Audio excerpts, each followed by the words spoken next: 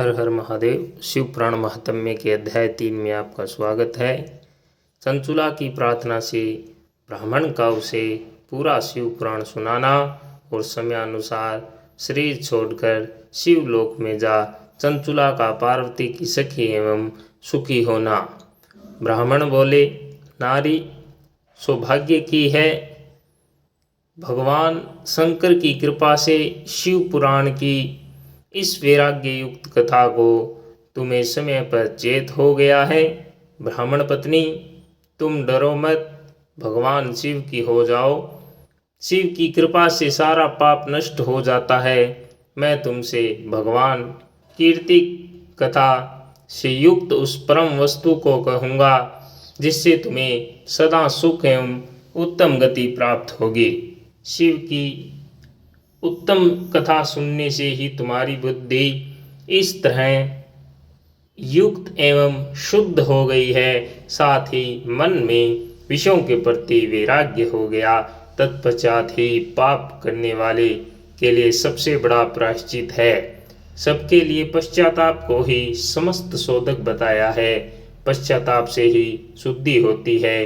जो पश्चाताप करता है वही वास्तव में पापों का प्रायश्चित है, क्योंकि सत्पुरुषों ने समस्त बात शुद्धि के लिए जैसे प्रायश्चित का उपदेश किया है वह सब पश्चाताप से ही संपन्न हो सुनकर जाता है। जो पुरुष विधि पूर्वक प्रायश्चित करके निर्भय हो जाता है वह अपने शरण में कुकर्म के लिए पश्चाताप नहीं करता, उसे तत्काल प्राय उत्तम गति नहीं प्राप्त होती।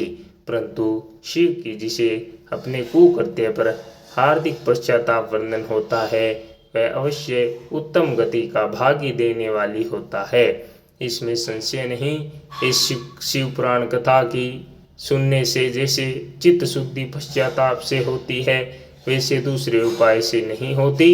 तुम्हारे जैसे दर्पण साफ करने पर निर्मल हो जाता है, उसी प्रकार इस शिव पुराण की कथा से पापियों के चित्त अत्यंत शुद्ध हो जाता है। इससे सत्पुरुषों में संशय नहीं है। मनुष्यों ने शुद्ध चित्त में जगदम्बा पापों का पार्वती सहित भगवान शिव विराजमान पापों की रहते हैं। इससे वह विशुद्ध आत्मा पुरुष श्री शांब है, सदा शिव के पद को प्राप्त होता है। इस कथा उत्तम कथा का श्रवण समस्त मनुष्यों के पापों के लिए कल्याण का बीज है। अतः यथोचित शास्त्रोक्त मार्ग से इसकी आराधना अथवा सेवा करनी चाहिए। यह भवबंधन रूपी रोग का नाश करने वाली है। भगवान की शिव की कथा को सुनकर फिर अपने हृदय में उसका मनन एवं निधि ध्यान करना चाहिए, इससे पूर्णतया चित्त शुद्धि हो जाती है। चित्त शुद्धि होने से महेश्वर की भक्ति अपने दोनों पुत्रों ज्ञान और वैराग्य के साथ निश्चय ही प्रकट होती है।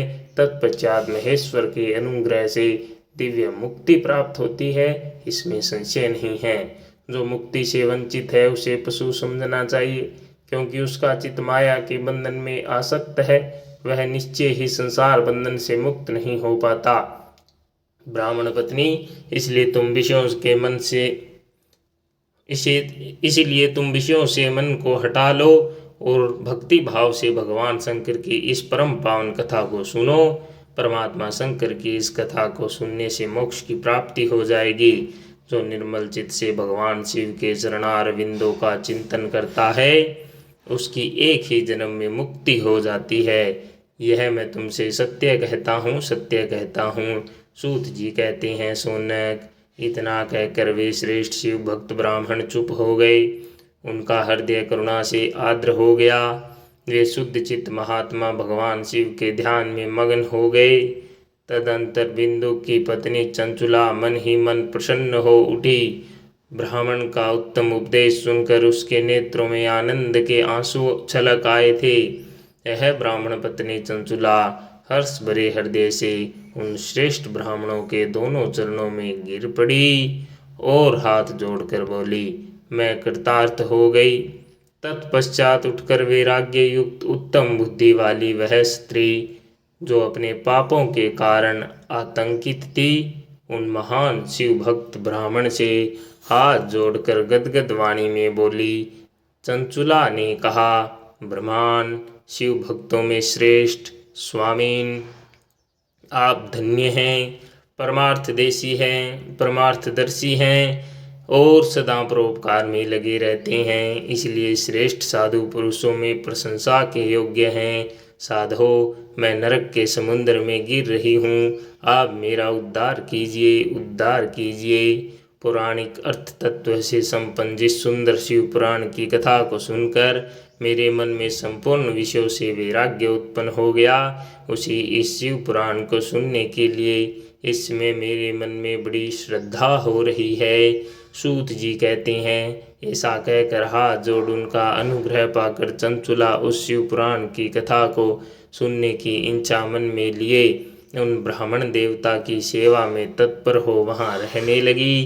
तदंतर शिव भक्तों में श्रेष्ठ शुद्ध बुद्धि वाले उन ब्राह्मण देव ने उसी स्थान पर उसी स्त्री को शिव पुराण की उत्तम कथा सुनाई। इस प्रकार उस गोकर्ण नामक महाक्षेत्र में उन्हीं श्रेष्ठ ब्राह्मणों से उसने शिव पुराण की वह परम उत्तम कथा सुनी, जो भक्ति, ज्ञान और वैराग्य को बढ़ाने वाली तथा मुक्ति देने वाली है। उस परम उत्तम कथा को सुनकर वह ब्राह्मण पत्नी अत्यंत कृतार्थ हो गई, उसका चित्त शीघ्र ही शुद्ध हो गया। फिर भगवान शिव के अनुग्रह से उसके हृदय में शिव के सगुण स्वरूप का चिंतन होने लगा। इस प्रकार उसने भगवान शिव में लगी रहने वाली उत्तम बुद्धि पाकर शिव के सच्चिदानंदमय स्वरूप का बारंबार चिंतन आरंभ किया। तत्पश्चात समय के पूरे होने पर भक्ति, ज्ञान, वैराग्य से युक्त हुई चंचुला ने अपने शरीर का बिना किसी कष्ट के त्याग दिया। इतने में ही त्रिपुर शत्रु भगवान शिव का भेजा हुआ एक दिव्य विमान द्रुत गति के साथ वहां पहुंचा, जो उनके अपने गणों से संयुक्त और भांति भांति के शोभा साधनों से संपन्न था। चंचुला ने उस विमान पर आरूढ़ हुई और भगवान शिव के श्रेष्ठ पार्षदों ने उसे तत्काल शिवपुर में पहुंचा दिया। उसके सारे मल धुल गए थे, वह दिव्य रूप धारिणी दिव्यांगना हो गई थी। उसके लिए दिव्य अवयव उसकी शोभा बढ़ाते थे। मस्तक पर अर्धचंद्र का मुकुट धारण किए वह गौरांगी देवी शोभाशाली दिव्य आभूषणों से विभूषित थी। शिवपुरी में पहुंचकर उसने सनातन देवता त्रिनेत्रधारी महादेव जी को देखा। सभी मुख्य देवता उनकी सेवा में खड़े, गणेश, भृंगी, नंदीश्वर तथा आदि उनकी सेवा में उत्तम उपस्थित थे। उनकी अंग कांति सूर्यों के समान प्रकाशित हो रही थी। नील चिन्ह शोभा पाता था। 5 मुख और प्रत्येक मुख में 3-3 नेत्र थे। मस्तक पर अर्धचंद्राकार मुकुट शोभा देता था। उन्होंने अपने वामांग भाग में गौरी देवी को बिठा रखा था, जो विद्युत पुंज के समान प्रकाशित थी।